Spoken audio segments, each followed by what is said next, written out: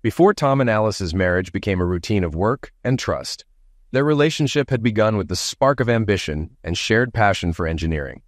They met in graduate school, both striving to be the best in their fields. Tom was known for his technical precision, a man of few words but deep focus. Alice, on the other hand, was vibrant and outspoken, often leading team projects with her natural charisma. Their shared dedication to their studies and the long hours spent in the lab gradually brought them together. During those early years, their relationship was marked by intellectual connection and a mutual respect for each other's talents. They would often stay late working on complex engineering problems, challenging each other to find solutions. These intense sessions didn't just forge a professional bond, but also led to a deep emotional connection. Tom admired Alice's drive, and Alice found Tom's quiet confidence and meticulous nature deeply reassuring. By the time they graduated, they were not just colleagues, but partners in every sense. Their decision to marry came almost as naturally as their partnership in school. It wasn't a grand romantic proposal, but a mutual understanding that they worked well together, personally and professionally. Both of them saw marriage as the next logical step in their shared journey. They envisioned building a life where their careers would grow in tandem, pushing each other to new heights. The early years of their marriage were focused on their careers, with long hours spent in the office or on site at various projects. It was a relationship based on mutual ambition, a shared drive to succeed in a demanding field. However, as their careers took off, the nature of their relationship subtly began to shift. Alice, being more outgoing and adaptable, started to gain recognition faster than Tom. She was promoted to lead major projects, which required more travel and public engagement. Tom, still dedicated but more reserved, preferred the technical side of engineering, content with his steady role. The balance of their relationship shifted as Alice's career accelerated and Tom's remained more stable. As Alice became more involved in high-profile projects, her schedule grew unpredictable. The late nights and business trips became more frequent, and though they still shared a bond, there was less time for the quiet, intellectual connection they once had. Tom, trusting and supportive, saw these changes as a natural progression in their careers. He continued to believe in the strength of their relationship, not realizing that the emotional distance between them was slowly widening. Looking back, Tom could see that the seeds of their future troubles had been planted in those early days. What had begun as a partnership of equals had gradually shifted into something more unbalanced, with Alice's career and ambitions overshadowing the bond they had once shared. But Tom, ever the logical thinker, brushed aside any concerns, trusting that their shared history and respect would keep them together. Tom had always lived a life of carefully planned routines. As an engineer, he took pride in being precise and organized, both at work and in his personal life. Married for 6 years, he believed his relationship with Alice, who was also an engineer, was solid. Their marriage wasn't marked by grand romantic gestures, but it was based on mutual respect and shared values of honesty and hard work. Alice's career had been progressing steadily, often requiring her to travel for important corporate projects. Tom, always supportive, trusted her completely, and never questioned her late nights or business trips. However, over the last few months, Tom had started to notice small seeds of doubt creeping in. Alice seemed more distant, and her travel schedule became more frequent and less predictable. Though Tom attributed it to her growing work responsibilities, a nagging feeling occasionally hit him when she didn't call after landing or stayed out late with colleagues.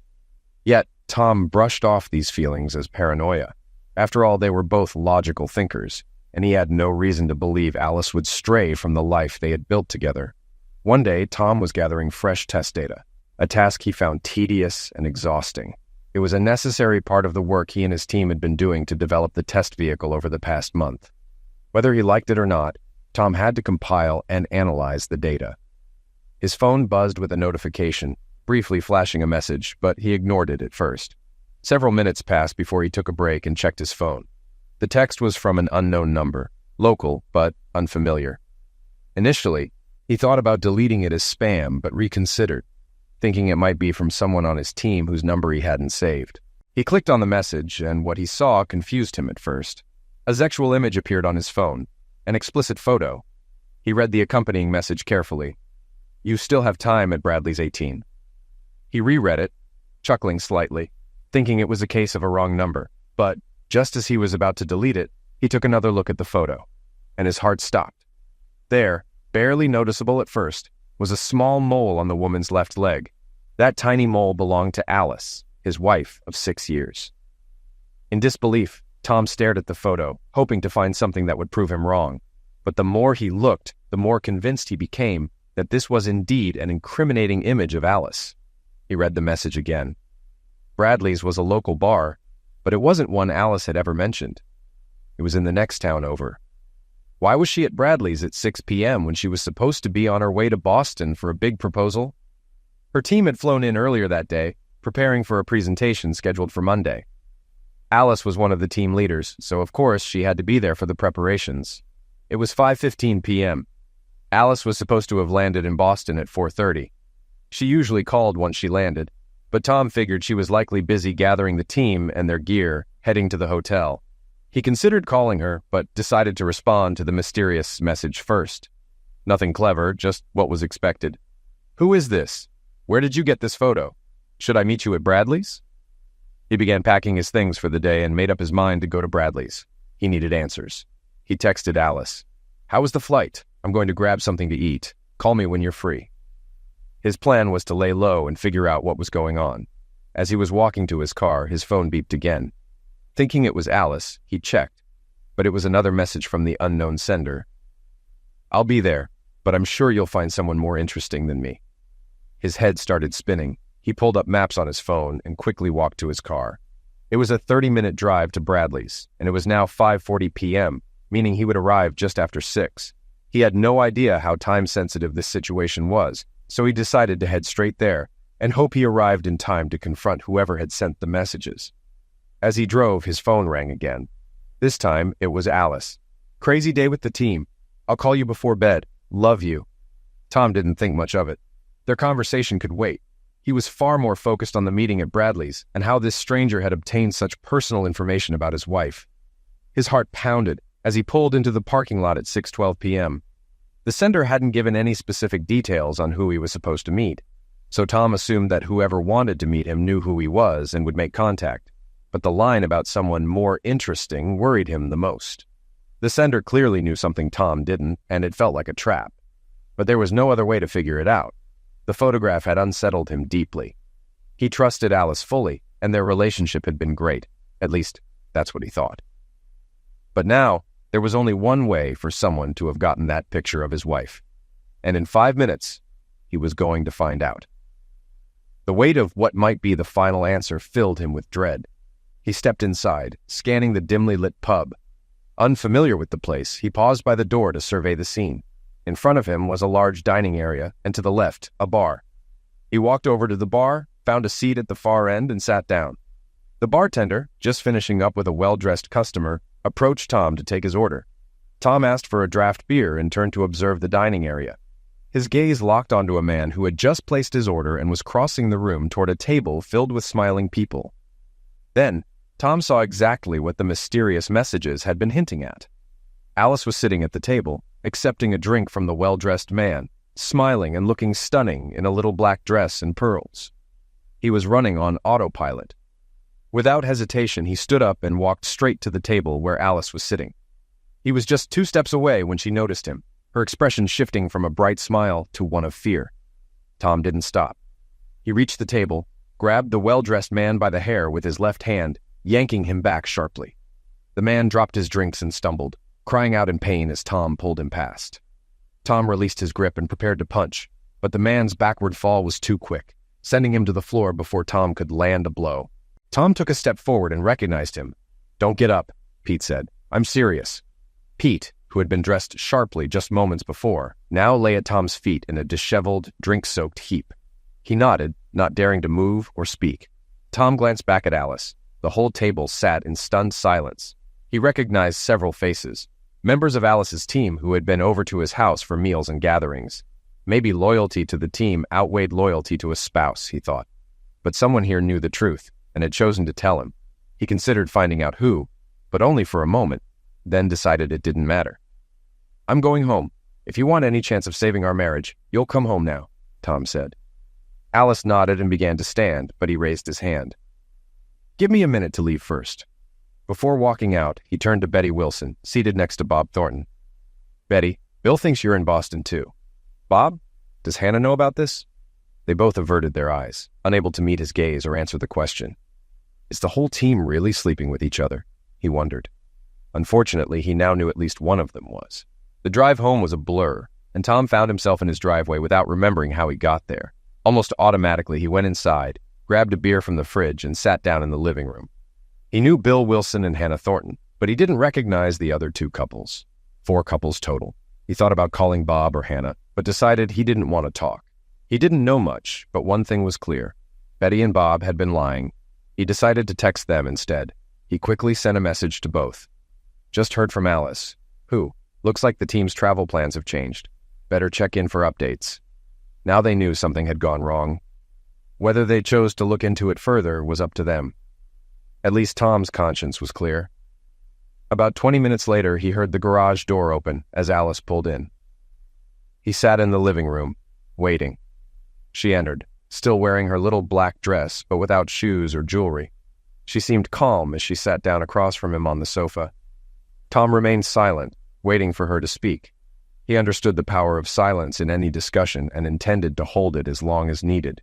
It didn't take long. Alice seemed ready to burst. "It's not what you think," she began.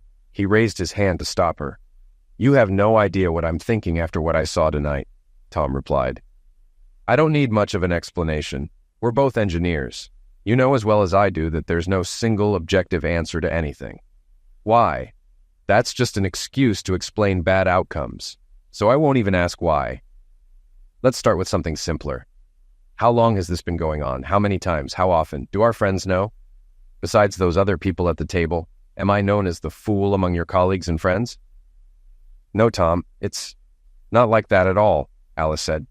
"We're a team. Our travel plans got disrupted, and instead of going home and leaving again tomorrow, Pete suggested we stay in town and rest before the next trip. I didn't see the whole team there. Where was everyone else?" "Some of them decided to stay home one more night and meet us at the airport tomorrow," she admitted. "But you lied to me. You seem pretty close to Pete.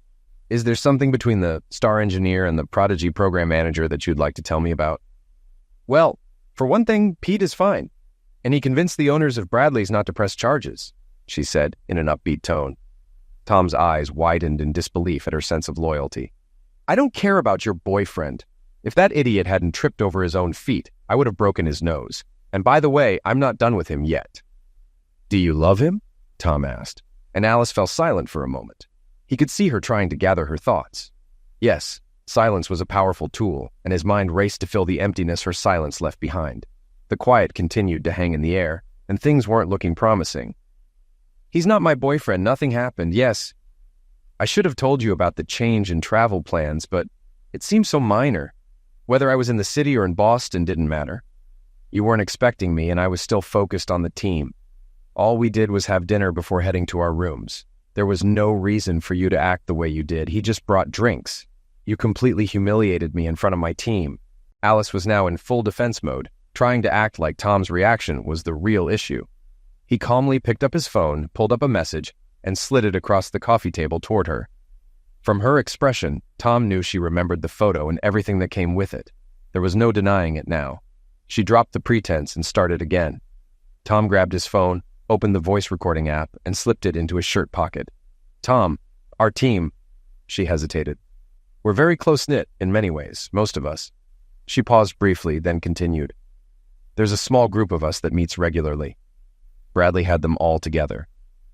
We were the ones bearing the brunt of the work to prepare the proposal. You know how much time I spent on that? I don't know how it started. It was sometime after Pete took over as lead. We worked closely, and I was attracted to him. And it just happened," Alice said. "No," Tom interrupted. "Sex doesn't just happen. You have to make a lot of choices, like taking off your clothes. We both know that, so don't insult me." She paused again. "So, almost 6 months." He answered one of his own questions. "That's when Pete signed the contract, right?" She nodded. "The team," Tom began again. "All of you," he let the thought trail off. "Are you all involved?" She nodded again. "Yes," Alice said. "It was good for building trust and team dynamics." "Is that how Pete convinced you to start AZEK's team at work?" Tom asked sarcastically.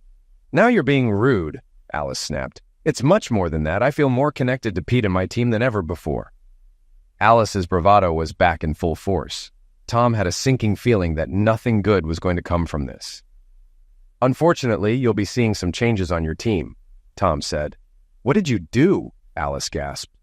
"Tom, if you tell anyone else, it's going to ruin more lives. Let them decide for themselves. We have to accept it. But I can't stay silent and be complicit, Alice," he replied calmly. "I like Bob and Hannah," he added. "A lot more than Betty and Bill. Anyway, I sent them a message saying my travel plans had changed. How your friends explain things to their spouses and how those spouses react is entirely up to them. I can sleep soundly with that decision." "Tom, we have the most productive team in Cramerica Inc. as history," she almost yelled. "And you benefited too. Just because we had team meetings on Wednesdays doesn't mean you missed out. I never turned you away. You had access to me whenever you wanted. So I had some fun with the team a little earlier and you never even noticed. That photo you showed me. Do you want to know the story behind it?" she mocked. "So now, just because you know, and just because your fragile ego is bruised, you want to undermine everything my team and I have accomplished?" Alice hissed, her anger rising. "It excited me." Tom's heart raced as Alice continued defending her team and their actions. He was growing angrier too. On the drive home from Bradley's, he had briefly thought that if it had just been a one-time thing with Pete, maybe he could forgive her. But that thought had long since died a quick pass away. He didn't need to hear anything more, and he didn't want to. But Alice kept going. "No, sir, you're not getting away with this. You need to text Bob and Hannah and tell them you heard from me, that we're stuck in Atlanta but have flights booked for the morning. That's the story Betty and Bill are using, and you're going to back them up, so help me," she shouted. "There are tens of millions on this deal, and your little grievances don't mean a damn thing. Send the message, and then we'll discuss what happens next." "What next?" Tom shouted. "There is no next. Are you kidding me? You, your twisted team, and your leader Pete can do whatever you want. We're done. I'll find a lawyer this week and handle everything. A simple 50-50 split. You keep your pension, I keep mine," Tom said firmly. "Leave. You've got reservations in the city. Go to Boston, get your next big win for yourself and your team." "Tom, please send those messages," Alice said, her tone softening, pleading. "If we lose Betty or Bill before the presentation, the company could lose millions. You and I, we could lose tens, maybe hundreds of thousands in commissions and bonuses. Just think about what we could do with that money, just you and me. Forget about this misunderstanding. Please, Tom," she continued, "don't let some baseless fears about casual Zex ruin this. Pete says I'm on the fast track to becoming CEO. I just need to keep doing what we're doing for a few more years. Don't you want that for me? For us? Alice, just go away." Tom barely got the words out before something struck him hard in the back, knocking the wind out of him as he collapsed to the floor with a knee pressing into his back. "Don't hurt him," Alice said. "Too much," she added. "So, you're still debating whether my nose was really broken, huh?" Pete said, leaning down, his face inches from Tom's as he lay pinned on the floor. "Alice must have planted a bug on me," Tom thought. "Now I know which side she's really on. Let's see whose nose gets broken next." Pete grinned. "Take his phone and send the text from him. We don't have time for this crap." Someone pulled him up from the floor. Just one person. Tom deliberately pretended to resist, forcing the guy behind him to use more strength to lift him. This gave Tom useful information. His opponent was a weak office worker, already out of breath from the effort it took to get Tom on his feet. Catching his breath after being knocked around, Tom got back in the game. Unlike Pete and his team of well-dressed salesmen, Tom's team worked hands-on with the 160th SOAR, Special Operations Aviation Regiment unit, out of Fort Campbell, California. His group of engineers wasn't on the same level as those soldiers, but after spending time with the crews during test missions, they had earned the chance to assist with the challenging Pillsbury test, guided by some tough operators who flew missions in aircraft modified specifically by Tom's team. When these guys showed up, it meant serious business. If they were at your door, your days were numbered. Tom and his crew developed the equipment needed for entering dangerous zones, and, more importantly, getting out of them. Tom's team took pride in knowing their modifications helped complete missions and ensured everyone made it home safely. The 160th and their elite passengers greatly appreciated the effort Tom's engineers put into making sure their gear worked flawlessly. The most intimidating of the bunch was Staff Sergeant Troy Baker, a name well known to those in his world. From low-ranking soldiers to high-ranking officers, everyone gave him the respect he'd earned by leading his men on missions across the globe. Baker was renowned for his commitment to never leaving anyone behind, a reputation solidified during a mission in Colombia. "Stay close," Staff Sergeant Baker had told the young lieutenant leading the platoon. It was the lieutenant's first mission, and Baker thought he was doing well for a rookie. But when FARC rebels ambushed their team, the situation turned deadly. After they fought off the attack, Baker noticed the lieutenant lying on the ground, bleeding from a head wound. "He's unconscious," the medic said, checking his vitals. Baker crouched down and hoisted the lieutenant into a fireman's carry. "He's gone," the medic repeated. "Maybe," Baker replied, "but he's still coming home with us." The medic stared at him, incredulous. They still had 5 more treks through dense jungle to reach the landing zone. Getting themselves back was already a challenge, let alone while carrying a body. Baker caught the medic's worried look. "I'd do the same for you, Billy," Baker said. "Stick close, in case I need you." What happened next became the stuff of legend. When they returned to base, a doctor was waiting as the helicopter landed. The medic explained that the lieutenant had died. The doctor nodded, pulled out a penlight, and said, "Want to reconsider your diagnosis?" As he shone the light in the lieutenant's eyes. His pupils shrank. They rushed the revived lieutenant to the operating room. Baker was one of those guys who never seemed to age. He didn't talk much, but when he did, everyone paid attention. During the downtime between missions, he showed his appreciation to Tom and his team by teaching them basic but effective hand-to-hand defense techniques. "I know the biggest threat you'll face is a jammed copier or a nasty paper cut," Baker joked with a grin. "But if you stay in this business long enough, you might find yourself in some interesting places. So if you run into any unfriendly locals, you'll have a few tricks to rely on. But let's hope paper cuts are the worst you'll ever face." Tom worked to calm his breathing, leaning back into his captor, making him think he had control. He remembered more of the techniques Baker had taught them. "You might end up in a spot where all you can do is take the shots," Baker had said. "It sucks, but it happens. The key is to remember that even when you're getting knocked, you can still fight back. You just need to be smarter than the person knocking you." Tom leaned back further into his captor, passively resisting, sapping the man's strength. Pete stood in front of him, locking eyes with Tom.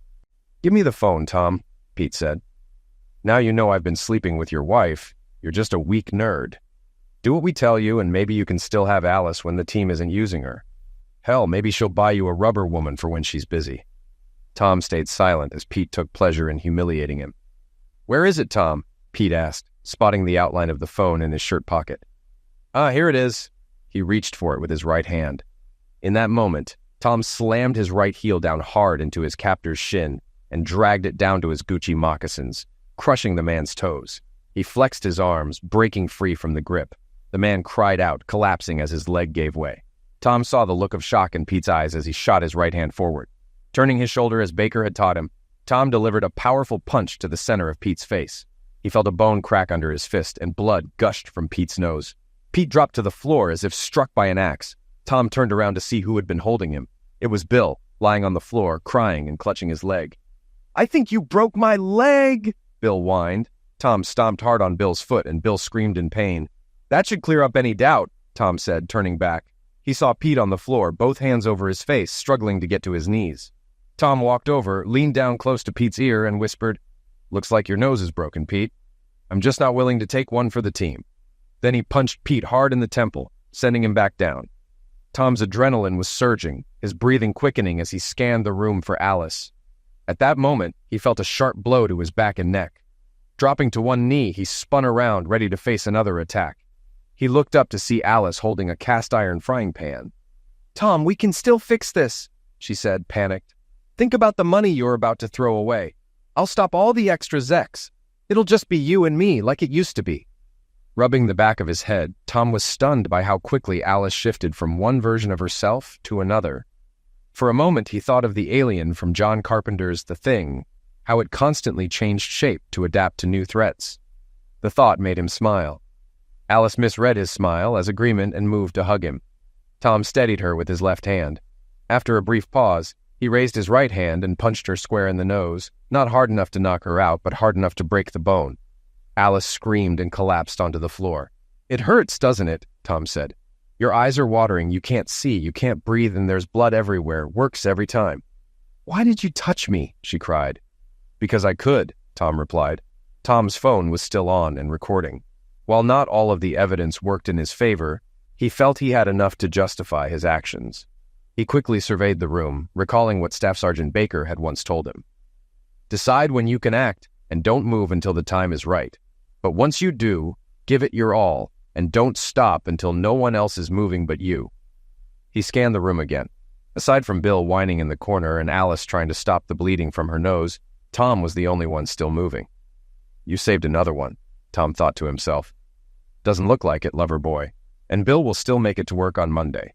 Too bad he'll miss out on all those millions in bonuses. He thought about calling emergency, but hesitated, knowing that once the police arrived, he'd lose his chance to question Alice. Walking over to her, he saw her sitting with a dish towel pressed against her face. Kneeling beside her, he showed her. Pinch the bridge of your nose with your thumb and index finger like this. As the adrenaline left his system, Tom felt a sudden wave of exhaustion and sank heavily into a seat across from Alice. He stared at her, wondering where his wife had gone. The Alice he saw every day wasn't the same woman sitting in front of him now. How had she managed to deceive him for so long and so completely? Was it worth it? Tom asked. Alice shook her head. It could have been, she said, her voice strained. If you had just agreed. We were so close. After Monday, I'd be heading to the executive suite. This will set me back, but I can fix it. It'll just take time. So, this is your dream? Becoming vice president? Tom asked, disbelief in his voice. What about us? The lies, the deception, is that going to keep happening? Tom, you're so naive, Alice replied coldly. Pete saw that. He told me your rigid morals and Boy Scout mentality would hold me back if I let them. He said I needed to break free of your control and become my own person if I wanted to succeed. Did he say that before or after he slept with you? Tom retorted. You don't know the half of it, she spat. I tried being the good little engineer doing everything you said would boost my career. Want to know what actually works? She sneered, daring him to respond. Tom stayed silent, still recording. Fine, I'll tell you, she continued, her voice dripping with venom. All those things you preached, they didn't work. I bent over backwards to meet every deadline, every budget, and all I ever got was a well done, girl. It wasn't until Betty pulled me aside that I learned what it really takes for a woman to get ahead. Trust me, Tom, using Zex to climb the ladder works, and it's a lot easier and more fun. So this started before Pete? Tom asked quietly. For a smart guy, you're pretty slow, Alice scoffed. It started at the Christmas party the year after I joined Cramerica. That's when I slept with Art for the first time. I've never looked back. Tom's face twisted in disbelief. Wait, you've been sleeping with Art? Art Vanderlei? He asked, incredulous. Yes, Tom. Art, Pete, Bill, and anyone else on the team who can help my career. Hell, even now if you think you've figured it all out. We told Art where we were headed before coming here. He's gathering the team and giving them a cover story about our absence. They'll move forward without us, but the extra effort we put in with their purchasing managers will pay off. Do I even want to hear this? Tom thought, but curiosity pushed him. Extra effort? He prompted. Alice smiled darkly. You've always been proactive, Tom. Well, at the bidders conference, it was easy with the men, but we had to get a little more creative with Brenda, the woman on the selection committee. It's funny, I can even seduce a woman, but I had to bring Pete in to seal the deal. Tom's face remained unreadable as Alice continued. If we factor in the promises we made about collaborating after the contract is signed, the committee is perfectly aligned, Alice said. So, if everything was set, why did you and Pete resort to force to get here? Tom asked. It was Pete's idea, Alice admitted with a shrug. Pretty stupid, really. I told him to relax, that I could come home, calm you down, and still make it back in time for the flight. But he wanted to play the alpha male. And now, instead of being the face of the winning team, I'm sitting here with you. Tom shook his head. You wouldn't have won me over that easily, he said. Maybe not, Alice replied coolly, but I still would have flown. Well, now you're definitely not flying, Tom replied. He recalled Pete's arrogance and realized Alice probably had a transmitter with her. Art, are you listening? I think it's time I called the police. I'm sure there are several felonies involved, and we haven't even touched on the fraud. Tom's voice was calm and controlled. This is a federal contract, isn't it, Alice? He asked rhetorically. Yes, she reluctantly admitted. And the feds don't usually take kindly to extra efforts. I'm sure you have excellent lawyers, but there might be another way, Tom hinted, letting the suggestion hang in the air. A moment later, Alice's phone rang with a familiar ringtone. Hail to the chief. Art, she answered. Yes, let me put it on speaker, she said. Art's voice came through the speaker. "First, let me apologize to you. Pete's actions were a serious mistake. I can assure you the board of directors will deal with him firmly," Art said. "Thank you, Art," Tom replied, feeling a wave of relief. "Glad to know you and the board take attack and fraud seriously."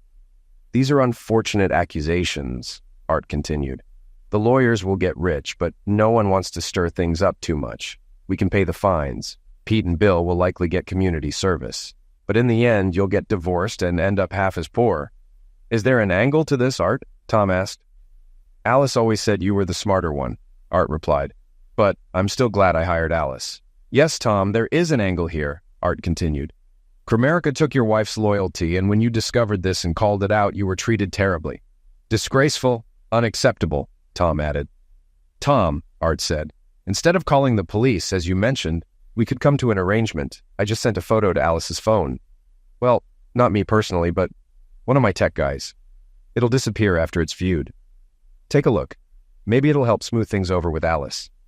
Alice opened the photo and showed the phone to Tom. He saw the words Bank of Grand Cayman and a number, a very large number.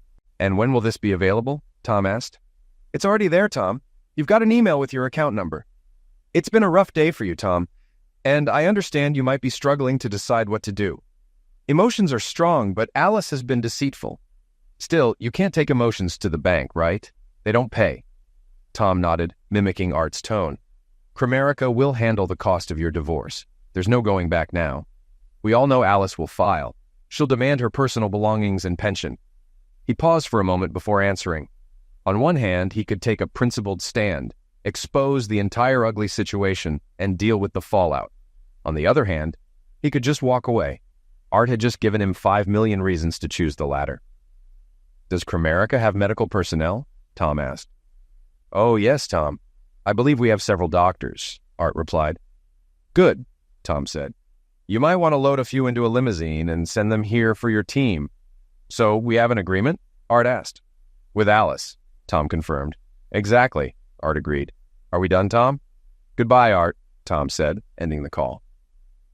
Tom took out his phone, turned off the recording app, and slid it back into his pocket. Alice, trying to regain her charm, gave him what she thought was her most winning smile. "I knew you'd see things our way, Tom. We can still be friends. Friends with benefits when this is all over," she said, smiling, though her broken nose and blackened eyes ruined the effect. Dried blood clung to her face, dripping onto her chin. Tom found the sight amusing and allowed himself a brief smile. Once again, Alice misread his expression as approval and leaned in to kiss him. Tom extended his right hand, stopping her. Grabbing her face, he shoved her back until she crashed onto the sofa. "Either I strike you too hard or not hard enough. What world do you live in where I'd want to kiss you, Alice?" he asked, watching her look up at him with an offended expression. "Take whatever you want, but don't be here tomorrow," Tom said as he walked to the door. He stopped beside Bill. "Legs still hurt?" he asked. "Yes, damn it, you prick, it still hurts," Bill complained. "Maybe this will distract you," Tom said, delivering a swift kick to Bill's groin. Bill doubled over, groaning in pain. Tom got into his car, not knowing where he was headed, but aware that food and shelter were now his top priorities. He grabbed a hamburger from a nearby cafe and checked into the Red Roof Inn just outside the city, close to the highway. He fell asleep as soon as his head hit the pillow. Despite the soreness and the countless, yes, at least 100 aches from the various injuries his body had endured, Tom woke up early and dragged himself out of bed. As he made coffee in his motel room, his phone beeped and he reached for it. It was a message from that number. He opened it immediately. "Sorry about yesterday. I can meet you at the shopping center around noon. Take a seat at the bar. I'll be there." He typed a quick reply and then poured the lukewarm brown liquid from the coffee maker into a paper cup.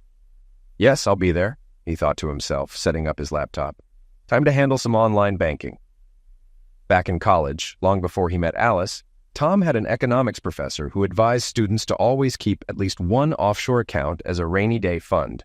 With nothing to lose, and with the professor's help, Tom had opened a new bank account in the Caymans. He called it his Love You Foundation. He set it up 10 years ago and added to it whenever he could, proud of the $50,000 balance it had accumulated. Now, his Love You Foundation was about to get a significant boost. Tom logged into each bank's secure website with just a few keystrokes and transferred most of Kramerica's payment into his personal offshore account, leaving $100,000 in the original account. Afterward, he took a shower, changed clothes, and got ready to meet the mysterious sender of the message. Tom arrived just after noon. As he walked inside, a man waved to him. He looked to be about Tom's age, handsome and well-dressed. Tom walked over to him. "I think you sent me a message," Tom said as he sat down. "I'm sorry things turned out this way," the stranger began. "Why don't we start with who you are and how you know Alice?" Tom replied. "I was part of the team. I left the Army after 8 years. I was injured in combat, had a long recovery, and was discharged for medical reasons. I joined Cramerica about 6 months ago and was assigned to Pete's team 3 months ago. I was telling a friend about my job and mentioned that I work for Alice. When he heard her full name, we realized we had a mutual friend, and he asked me to keep an eye on Alice as a favor. At first, everything was great. The team welcomed me warmly. Then about 2 months later, Alice approached me. She's attractive and persuasive, but when I asked about the wedding ring, she just smiled and said, 'It's fine with you.' I didn't agree and made that clear. That's when the cold shoulder began. After turning her down, I got stuck with all the worst assignments and constant grief from Pete. I told our mutual friend what had happened. He suspected there was more going on with Alice and thought you should know. Pete sent me that photo to try and recruit me to their little scheme, offering a prize if I joined. Let's just say I don't agree with their approach. I quit yesterday and sent you the message." "Our mutual friend, Troy Baker?" Tom asked. "If I hadn't met Troy," he replied, pausing for a moment, "let's just say he helped me out of a tough spot when I was a Green Lieutenant. I owe him a couple of favors." "We both do," Tom agreed. "What are you going to do?" the stranger asked. "Art pretty much laid it out for me. I could involve the cops, and yeah, Bill, Pete, and Alice would be in legal trouble. But with Art's lawyers, it would all come to nothing. We struck a deal. You might think I'm selling out, and maybe I am, but they took the one irreplaceable thing I had. If I can't make them pay legally, at least I'll make them pay in other ways. It won't bring Alice back, but I'm starting to think she's less irreplaceable than I once thought. I've got a trip planned.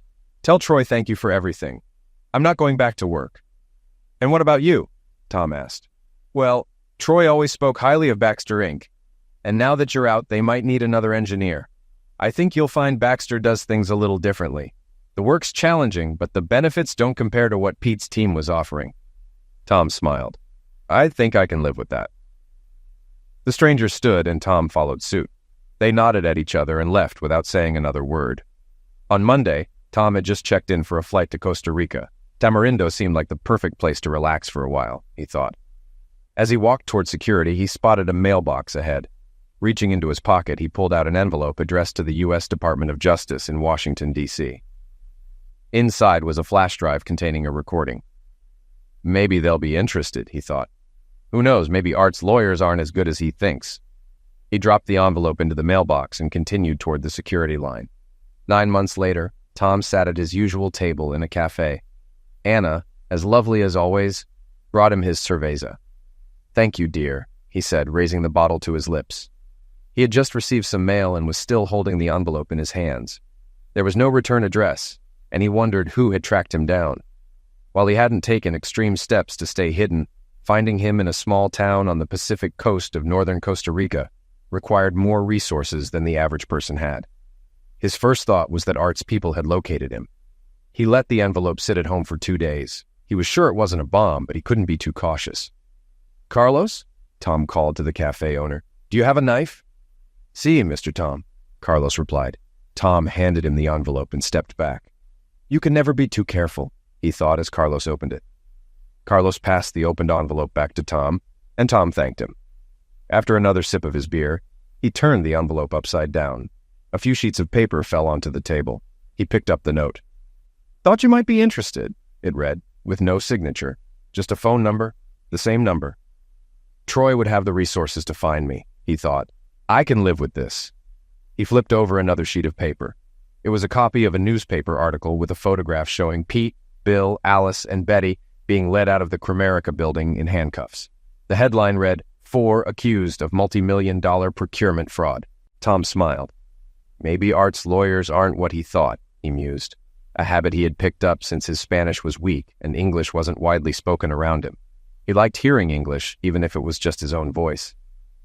"Anna, another beer, please," he called, holding out his empty bottle. "Sigh, Mr. Tom." "Thank you, Anna," he said, accepting the beer, taking a sip, and gazing out at the deep blue Pacific Ocean. 9 months had passed since Tom had last set foot in the world of high-pressure engineering and corporate scandals. Costa Rica had become his sanctuary, a place where he could piece together a semblance of a peaceful life after the chaos that had turned his world upside down. The quiet rhythms of the small coastal town provided the contrast he needed to the frenetic pace of his former life. Tom had found solace in simplicity. Days were filled with the warm tropical air and the sound of waves crashing against the shore, while nights offered nothing but the soothing lull of distant tides and the occasional laughter of locals enjoying the sunset. He hadn't touched a drafting board or a computer monitor since he left, and he wasn't planning on it anytime soon. The betrayal that had shattered his trust in Alice and his colleagues was now a distant memory, one that resurfaced only in the occasional dream or when a news story reminded him of corporate greed. He had cut ties with Cromerica, packed away his engineering past, and closed that chapter with the knowledge that, sometimes, justice was not won in the courtroom, but in the quiet victories of a peaceful life. But, as peaceful as it was, something lingered. There was a loose end that never quite settled, something left unresolved.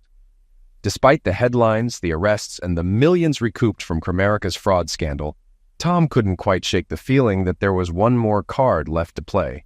It wasn't long before that card appeared. A small, unmarked envelope slid under the door of his bungalow one morning. He recognized the handwriting, neat and precise, the same as the note that had led him to Cromerica's downfall. His mind flashed to Troy Baker. The envelope contained another flash drive, a single piece of paper, and a simple message. "Thought you might want to see this." Tom's heart raced as he stared at the drive. He debated with himself for a long moment, standing by the open door with the salty breeze from the ocean swirling around him. He could throw it away, keep walking forward, and never look back. But his curiosity got the better of him. Plugging the flash drive into his old laptop, he opened the file. It was a video, grainy at first, then clearing into focus. Tom's breath caught. The scene was unmistakable. A corporate office, tall windows framing a skyline that Tom recognized all too well. Alice was there, standing next to Art Vanderlee, speaking to a small group of executives. She was poised, confident, and smiling that same disarming smile she had once used to charm him. But what followed was far more than business as usual. Art began outlining a plan, a scheme even more elaborate than the fraud they had already been accused of. This wasn't about millions, it was about billions. The contracts they had manipulated were just the beginning, a small piece of a much larger puzzle. Art and Alice were plotting their next move, one that would place them at the helm of a global tech conglomerate with unchecked power. Tom sat back in his chair, the weight of realization sinking in. They hadn't been stopped, not really. Alice, Pete, and the rest may have been temporarily caught, but the machinery was still turning, their plans still in motion. His gut twisted, knowing that while they had paid a price, it wasn't nearly enough. Their ambitions were far from over. He watched the video again, this time focusing on Alice. She had always been ambitious, but this was something else. Her moral compass had shifted so far that there was no turning back. And Tom knew, with a sudden clarity, that walking away wasn't an option anymore. Costa Rica had been a retreat, but it wasn't the end of the road. As much as he had wanted to leave it all behind, this was his fight. They had taken too much from him, his trust, his marriage, his career, and they had almost gotten away with it. But not anymore.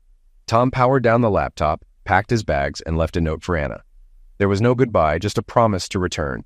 But first he had some unfinished business to attend to.